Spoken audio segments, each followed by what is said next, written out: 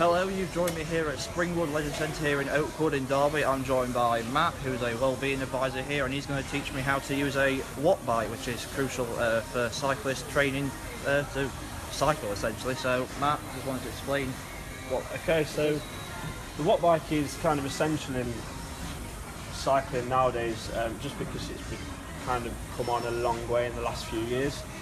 So not only cyclists are using the actual watt bike now, we've got everyone from rugby players, we've got tennis players, so Andy Murray is an ambassador for watt bikes, most of the England rugby team, and then you've got your cyclists like Joanna Rouse who massively do it, Jessica Ennis as well, she uses them for training as well. So quite a lot of Olympians kind of get the watt bikes. Very easy to set up on the watt bike, so literally what we do, if you've set yourself up on a spin bike or anything like that before, it's essentially the same really. So what we do, we put our heel to the back of the stand there, so that's it. And then we're just trying to find the kind of protruding bit on the hip joint. Right, okay. All we're doing to adjust the seat height, undo this here, and then that just slides nice and easy up and down. Yeah. And we want that pretty much in line with our hip. Right, okay. Okay, so anywhere around there. Okay.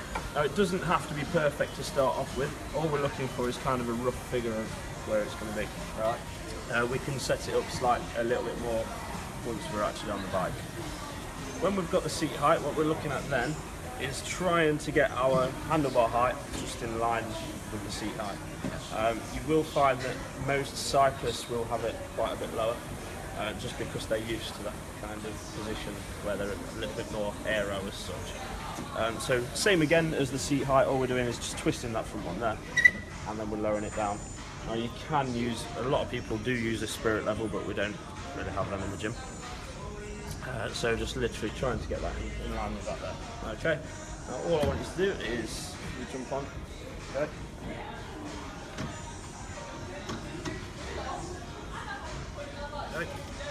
Okay, so what we're looking at when we're actually on the pedals and we're on the seat is when we are pedalling backwards. So if you just pedal backwards a couple of times, Hold on, yeah. Okay, when we're pedalling backwards, what we want to be doing is it's nice and smooth action, so we're not actually locking our knees out every time we go around. So that means it's just an easier way of kind of doing it without actually turning the machine on at the start. Yeah. Okay. To turn the actual machine on, what we're looking at doing is literally either cycling on the watt bike, or you can press the power button which is on there. So press the power button. Okay, now on the screen you've got all different kind of options what you can choose from on here. So you can set user details on here.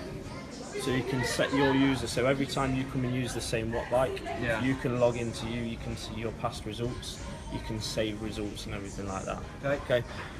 We've got Just Ride, which is kind of the normal, go for as long as you want, go a distance, whatever you want to do.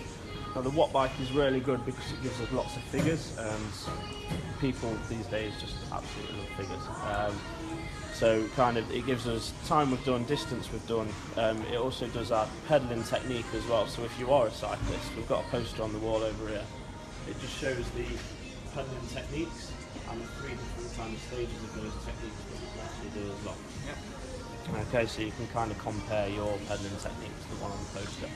You can also do tests on here as well. So you've got distance tests, you've got time tests, you've got max test as well. So we actually kind of get people's max heart rates, we get people's max powers and everything like that. And then we can design training programs according to those kind of those zones, what we've got from those. So we've got all the different tests on there. Okay.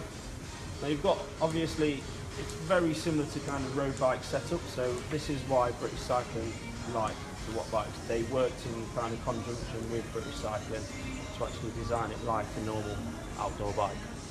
So what we're looking at doing, we've got the drops, we've got kind of the aero bars if there was time trial and anything like that. So it's really good. So all we'll do today, we'll just go on the Just Ride.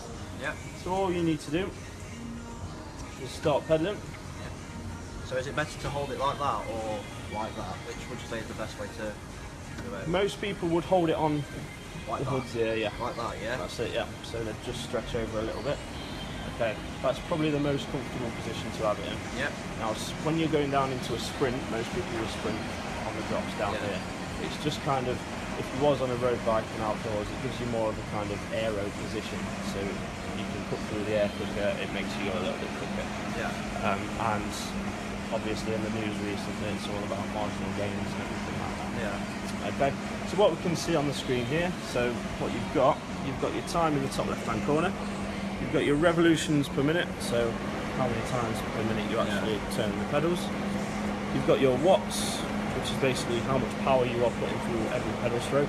Yeah. Okay, so the pedals and the crank arms, they've got a power meter in them, which is another good kind of aspect of the watt bike as well. So every single pedal stroke you put through, the watts will appear on there. And then you've got different screens what you can choose from. So you can go down, you can see your average time for your 1 kilometre. You can see the distance you've travelled so far.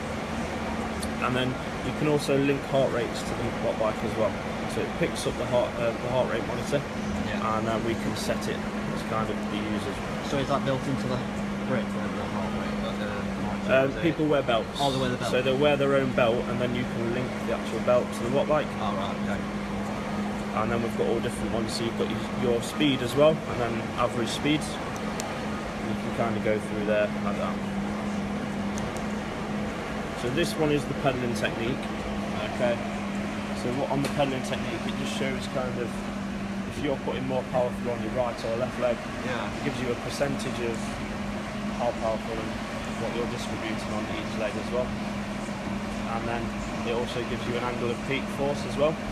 So the kind of angle on the pedal stroke, so you are getting the most out of that pedal stroke basically. Okay. How does that feel alright? Yeah, so it's just a nice fold.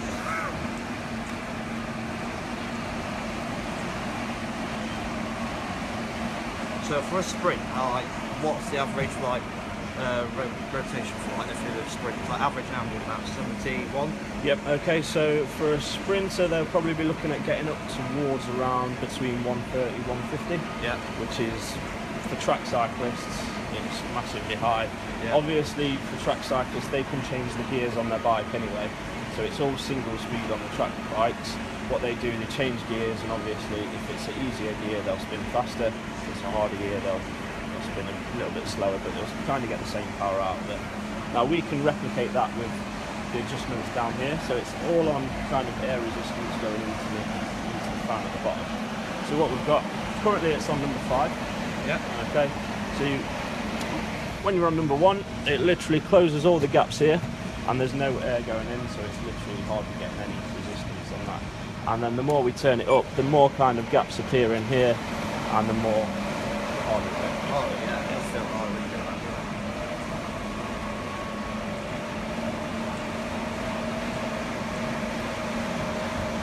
I'll try and get it up to it.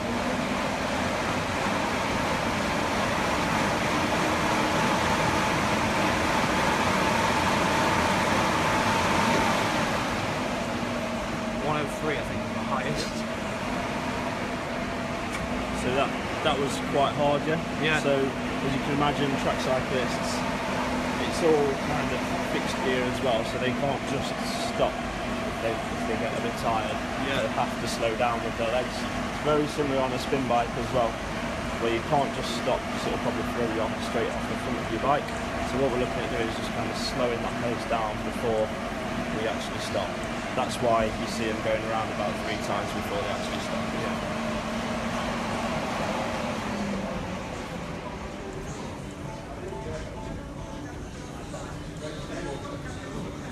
I'm knackered.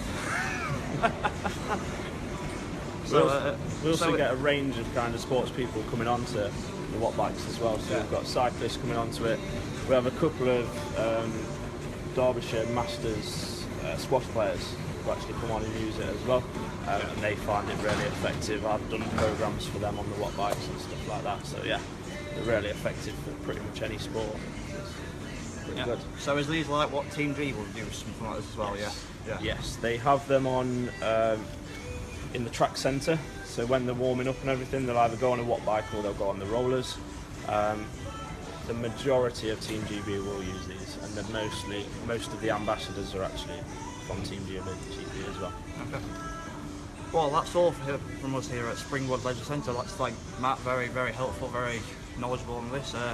Until next time, but give it a go. It's harder to work than you think.